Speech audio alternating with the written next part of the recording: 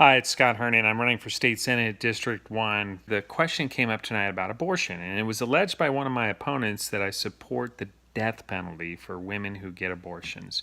Nothing could be further from the truth. I have a long history of abolitionist radio and other things that I've done related to abortion in which I've never even talked about the death penalty. And this is why. Number one, I'm against the death penalty generally because our justice system is completely broken. We've had 3 inmates in the state of Idaho over the last 20 years who were on death row get exonerated based on further evidence and released from death row. They had spent a long time on death row. Thank God we didn't execute them. We've had in the nation, in the United States, over in Texas, the Dallas prosecutor's office was completely corrupt and had manufactured evidence that resulted in a number of inmates being on death row down in Texas, and they were exonerated and later released. And so we have a broken justice system. I don't advocate for the death penalty. On abortion, it's not my number one issue on my platform. The reason is because I actually think the more important issue is the idea of checks and balances of the Constitution, the check of the state being a check and a balance against the federal government overreach, and the idea of the executive branch and the legislative branch being a check and a balance against the judicial branch. That's what's in the Constitution. But I do want to say something about the Article 1 of the Idaho Constitution, which contains what we call the rights of man in Article 1, Section 1. And I think that includes everything in Article 1, including the right to keep and bear arms. And that's one of the principal functions of government, is to protect those rights. But in Article 1, Section 1, we talk about the inalienable rights. And the first one is life and defending life. And human life begins at conception, runs all the way to natural death. Now, in abortion, our basic problem is that we don't have equal protection under the law right now for a preborn human being. So you're going to hear my answer to one of my opponents claimed I support the death penalty for women. And I just want to add, because I didn't say it in the forum tonight, my heart on the matter. As a senator, I'm going to be one in a body of 35 people. That means I can't go down there and dictate what happens. Nobody is trying to catch mothers by surprise. Right now, the state is telling them the Supreme Court makes law and that abortion is okay. So this is the premise under which all these women are going to get abortions. They actually have the approval from the Idaho State Legislature in statute. They have the approval from the governor. They have the approval from the judicial branch. And it's not my goal or anybody else's goal to catch them off guard and punish them.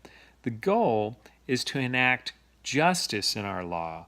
And then to get there, we have to persuade the entire majority of a 105-person legislature, a House and a Senate, with the governor signing a bill, that it is right to treat abortion the same as any other murder. In order to get there, we have to persuade people that that is the correct human and civil rights position.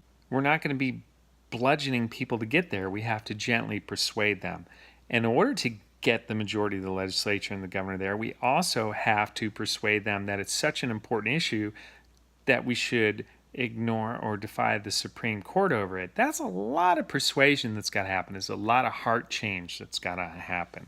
So the whole goal, even with my petition that I submitted to abolish abortion and outlaw it in the state of Idaho, the whole goal was about starting the heart change and talking about abortion like what it really is. And so my goal as a senator is to patiently persuade. The goal regarding women is, of course, there's no ex post facto law, which means that no punishment is ever retroactive, no prosecution is ever retroactive. The goal is not to put people to death. The goal is to get the culture, get our state to change their heart attitude toward human beings, so that we would preserve the life of all human beings and protect it from the moment of conception onward. In order for the state legislature majority and the governor to get there and be willing to defy the Supreme Court, the people are going to have to back them. But we need to talk about this as a human civil rights issue. It's as important as getting rid of slavery, maybe more so because 80,000 Idaho children have been killed. It's as important as an issue as getting rid of segregation from the South was in the civil rights movement of the 1960s that Martin Luther King led. We all respected him. We all respect the abolitionists of slavery in America. We all respect William Wilberforce. He worked in the Parliament of Great Britain for decades to persuade the Parliament to get rid of first the British trade of slaves and then to get rid of slavery entirely in the British Empire. That's the goal, and I want you to understand my heart on that matter in relation specifically to the subject of human abortion. Thanks for listening. I hope you'll support me in the May 15th Republican primary for State Senate District 1.